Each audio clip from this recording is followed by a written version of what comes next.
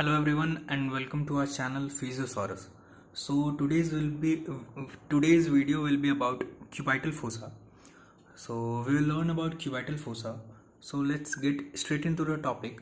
Basically we will talk about the borders of cubital fossa. Okay.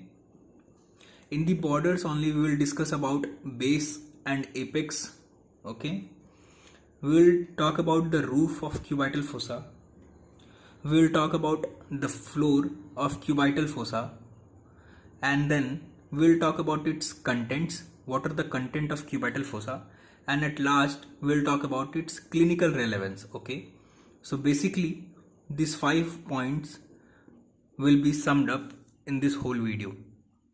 Now, what is cubital fossa? See, basically there are two major fossa which is located in our body. The one is cubital fossa, which is located in the elbow joint, or we can say between arm and forearm region. And the second fossa is popliteal fossa, which is situated in the knee, or we can say between thighs and leg.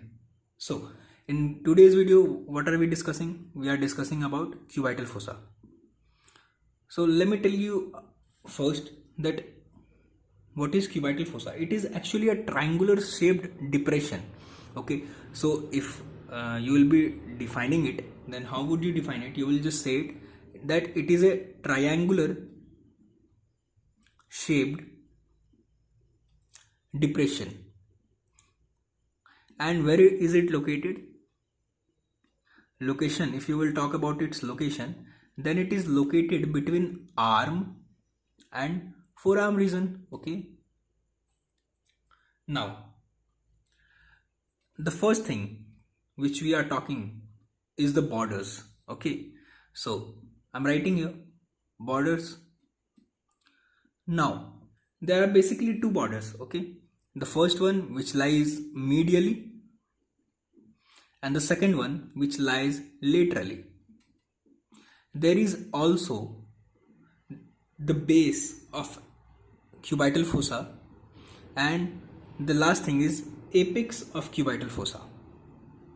Now, if you have read it in any book, on the medial side there lies one muscle.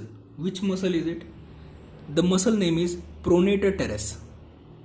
Okay, pronator teres. And in the lateral side there lies a muscles, and the muscle name is brachioradialis.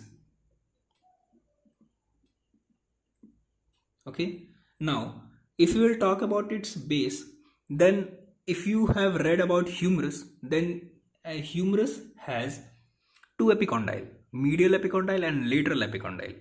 So now in the base there is an imaginary line which joins the two epicondyle of humerus, which is medial epicondyle and lateral epicondyle.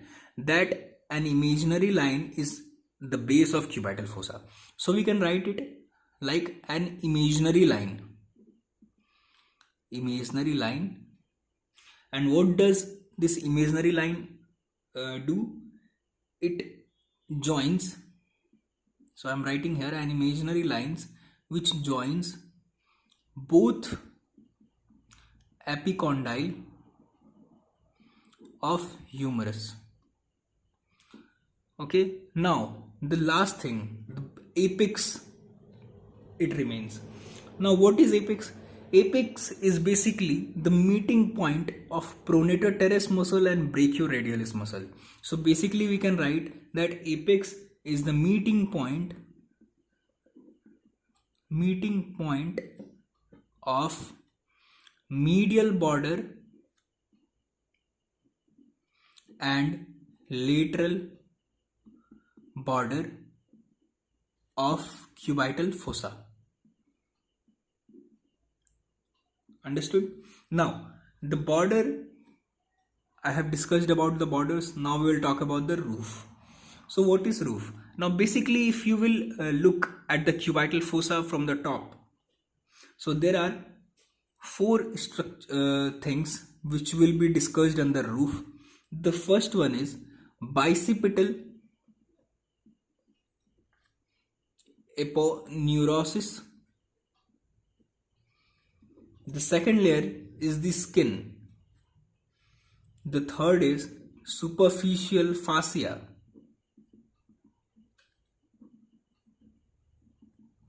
And the fourth and the last is deep fascia. Deep fascia. So these are the four things present in the roof. Now if you will talk about the floor,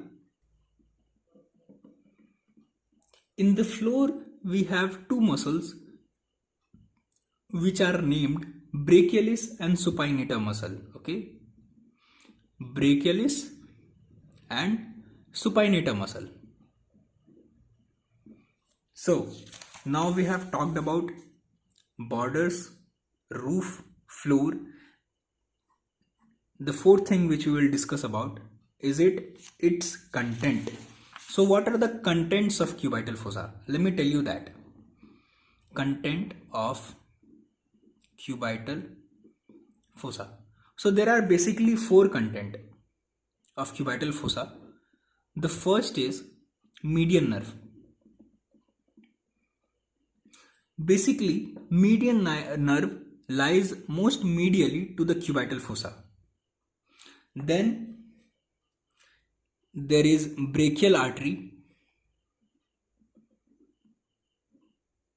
Okay, and then there is tendon of biceps brachii, and then at last it is radial nerve.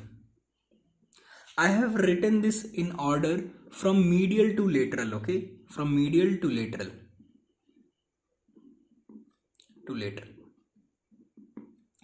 So the last thing is its clinical anatomy. So actually cubital region is very important. Why? For two purposes. The first is there is median cubital vein. Median cubital vein present in cubital fossa. What is its clinical importance? So you might have seen that doctors give IV injections in the cubital fossa region. So basically we give injections in this vein only. Okay, so the first clinical anatomy or the first clinical relevance is medial cubital vein is mostly preferred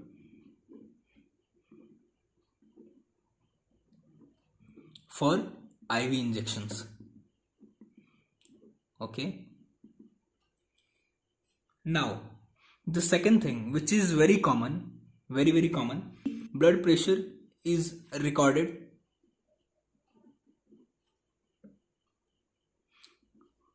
by auscultating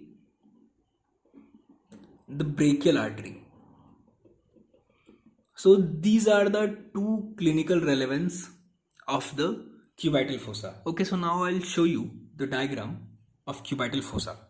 So as I have told you, there are two muscles which lies medially and laterally. What are those muscles? The first is pronator teres and the second is brachioradialis. Okay, so I'll just draw the diagram. See, I'm just drawing a rough sketch, okay, of that muscles. Now let me tell you this. It is the medial side of the cubital fossa and this is the lateral side of the cubital fossa. Now which muscle lies in the medial side or the medial border of cubital fossa? There lies brachioradialis muscle. Okay, so this is brachioradialis muscle. And here laterally side it is pronator teres. Okay, now in the downward side, if you will see, both muscles meet at a point. This point is known as apex. Okay, so as I have told you, apex is the meeting point of the lateral border of cubital fossa and the medial border of cubital fossa. Now superiorly, or if you will talk about the base, I have told you there is an imaginary line which joins with the both epicondyle of humerus. Now if we will talk about humerus, so there are two epicondyle. Let's say this is the epicondyle of humerus. So this is medial epicondyle. Understood? And what would be this one? This would be lateral epicondyle. Okay, lateral epicondyle.